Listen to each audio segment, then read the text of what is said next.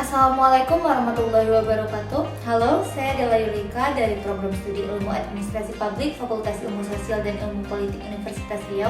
Di sini saya akan menjelaskan tentang konflik dalam pengambilan keputusan untuk memenuhi tugas ujian akhir semester mata kuliah pengambilan keputusan.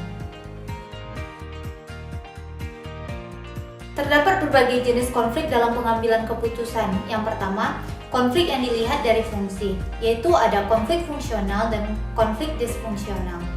Konflik fungsional yaitu konflik yang mendukung pencapaian tujuan kelompok dan memperbaiki kinerja kelompok. Sedangkan konflik disfungsional yaitu konflik yang merintangi pencapaian tujuan kelompok. Selanjutnya yang kedua ada konflik yang dilihat dari pihak yang terlibat di dalamnya. Yang pertama, konflik dalam diri individu. Konflik ini terjadi jika seseorang harus memilih tujuan yang saling bertentangan atau karena tuntutan tugas yang melebihi batas kemampuannya. Yang kedua, konflik antar individu. Terjadi karena perbedaan kepribadian antara individu yang satu dengan individu yang lain. Yang ketiga, konflik antara individu dan kelompok. Terjadi jika individu gagal menyesuaikan diri dengan norma-norma kelompok tempat ia bekerja. Yang keempat, konflik antar kelompok dalam organisasi yang sama. Konflik ini terjadi karena masing-masing kelompok memiliki tujuan yang berbeda dan masing-masing berupaya untuk mencapainya. Yang kelima, konflik antar organisasi. Konflik ini terjadi jika tindakan yang dilakukan oleh organisasi menimbulkan dampak negatif bagi organisasi lainnya, misalnya dalam perebutan sumber daya yang sama. 6.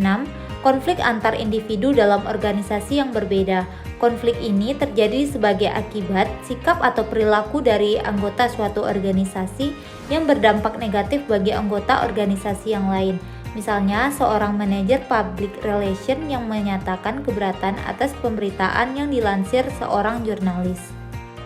Yang ketiga, ada konflik yang dilihat dari posisi seseorang dalam struktur organisasi. Yang pertama, konflik vertikal, yaitu konflik yang terjadi antara karyawan yang memiliki kedudukan yang tidak sama dalam organisasi.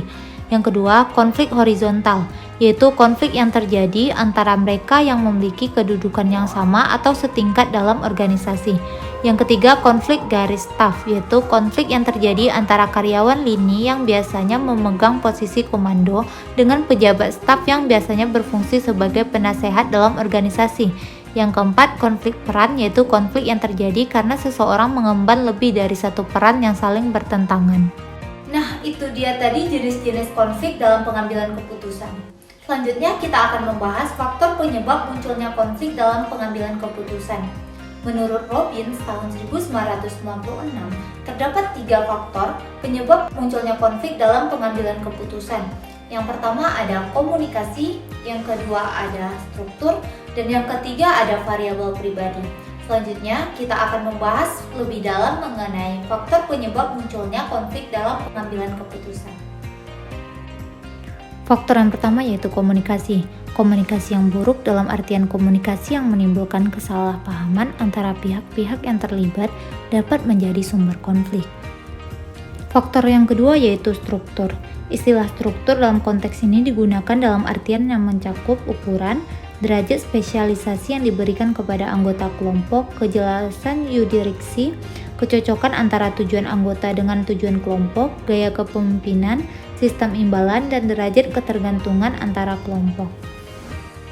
Yang ketiga, variabel pribadi. Sumber konflik lainnya yang potensial adalah faktor pribadi yang meliputi sistem nilai yang dimiliki tiap-tiap individu, karakteristik kepribadian yang menyebabkan individu memiliki keunikan dan berbeda dengan individu yang lain. Kenyataan menunjukkan bahwa tipe kepribadian tertentu, misalnya individu yang sangat otoriter, dogmatik, dan menghargai rendah orang lain, merupakan sumber konflik yang potensial.